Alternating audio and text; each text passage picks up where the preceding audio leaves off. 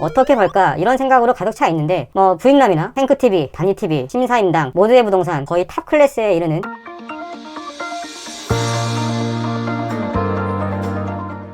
안녕하세요. 평범한 직장인에도 불구하고 직장 수입에 만족하지 않고 수입 이외에 여러 분야에 투자하고 부업으로 고시원 운영 강의, 유튜브까지 하고 있는 수과장입니다. 고시원은 이 세상에 없는 저만의 차별화 전략으로 오픈 약 한 달 반 만에 풀 만시를 이루고 1년 6개월 정도 운영하고 있는 현재까지 풀 만시를 거의 지속 유지시키고 있고요. 저희 고시원은 예약 대기자가 최대 50명까지 있었었고 주변 70개의 고시원들 중에서 거의 탑 클래스에 이르는 인기를 유지 중에 있습니다. 주변 다른 고시원들은 저희보다 더 많은 리모델링 투자와 저렴한 방값으로 운영하고 있음에도 불구하고 오히려 저희 고시원에 사람들이 더 많은 방문을 접수하고 있는 기이한 현상이 일어나고 있는데요. 진짜 제가 이러한 노하우에 대해서 할 말도 많고 이 영상을 보고 계시는 분들의 심리도 너무나도 잘 알고 있어서 수많은 이야기를 말씀드리고 싶지만 그러면 영상이 너무 지루하게 되기 때문에 오늘은 고시원 차별화에 대한 내용을 위주로 말씀드리겠습니다. 이 영상을 보시는 거의 대부분의 분들의 심리는 돈을 벌고 싶다일 거예요. 근데 그 돈을 어떻게 벌까 이런 생각으로 가득 차 있는데 뭐를 어떻게 해야 할지도 모르겠고 뭔가 좋은 방법은 없을까 하고 고민을 하고 있지만 막상 할 용기는 안 나고 그래서 수많은 여러 가지 생각들로 가득 차 계실 겁니다. 직장에서 퇴근하고 나서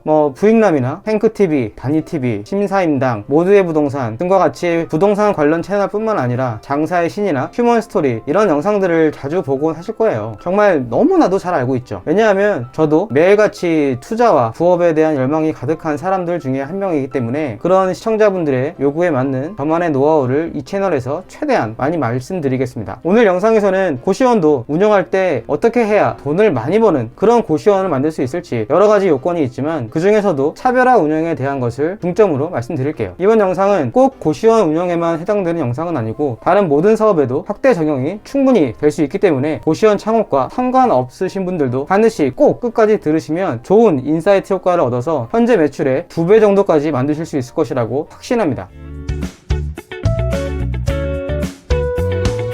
어떻게 해야 풀 만실로 운영해서 매출의 효과를 극대로 할 수 있을지 많은 예비 원장님들과 현재 운영 중인 고시원 원장님들은 이게 가장 큰 숙제이긴 한데요. 원장님들이 아무리 열심히 준비하고 많은 투자 자본을 들여서 시작을 한다고 해도 주변의 다른 고시원, 고시텔보다 뭔가 다른 특별한 매력이 없다면 고객은 찾아주지 않을 겁니다. 당연하죠. 여러분이 반대로 고객의 입장이라고 생각을 해보세요. 고시원의 시설이 고급이라던가 방 가격이 싸다던가 아니면 그 외에 다른 뭔가의 매력이 있어야 그 고시원을 찾지 않을까요? 그런데 요즘은 고시원들의 시설이 전체적으로 상향 편준화가 되어서 웬만큼 리모델링 공사를 하지 않으면 그냥 그저 그런 고시원으로 전락해버리기 십상이고 사람들은 하나라도 새 인테리어 시설이 있는 고시원을 보다 더 선호하기 마련인데요. 이런 상황에서 주변에 있는 경쟁 고시원이 여러분들의 고시원보다도 시설도 더 좋고 깔끔하고 게다가 반값까지 싸다면 완전 KO패를 당하게 될 텐데요. 이때 내 고시원에만 있는 독특한 차별화로 사람들에게 매력을 어필하게 된다면 안정감 있게 운영할 수 있을 것이라고 생각합니다. 이번 영상에 제 얘기를 들으시고 그대로 따라한다기보다는 해당 지역의 수요층을 분석해서 맞춤 차별화 전략을 하신다면 분명 인기 고시원이 되실 수 있을 것이라고 확신합니다. 자, 그러면 여러분은 어떤 매력을 발산하시겠어요? 중요한 것은 그 매력은 그 고시원을 찾는 고객들이 느끼기에 확실히 매력이라고 느끼게끔 해줘야 하기 때문에 어떻게 하면 매력으로 느낄 수 있을지를 먼저 분석을 해야 합니다. 자, 그러면 일부 사례를 들으시면서 좋은 아이디어를 생각해 보세요. 우선 차별화를 하기 전에 사전에 반드시 준비해야 할 사전 작업이 있습니다. 제가 별도 강의에서도 말씀드린 내용이지만 빠르고 짧게 요약을 해드릴게요. 처음에 고시원 창업을 하기 전에 인수하기 전부터 해당 지역의 다른 고시원들이 어떤 시설로 어떻게 운영을 하고 있는지 최대한 손품과 발품으로 조사를 해야 합니다. 그래야 주변의 트렌드를 파악할 수 있고 트렌드에 뒤처지지 않는 수준으로 만들 수 있기 때문입니다. 그리고 해당 지역의 고시원 입주생들이 주로 어떤 유형의 사람들이 많은지를 알아야 더 좋은 차별화 전략으로 만들 수 있는데요. 저 같은 경우에는 제가 인수할 고시원 주변에 70개 정도 되는 고시원 건물의 인터넷 사이트와 관련 블로그에 다 하나하나 들어가서 시설 구성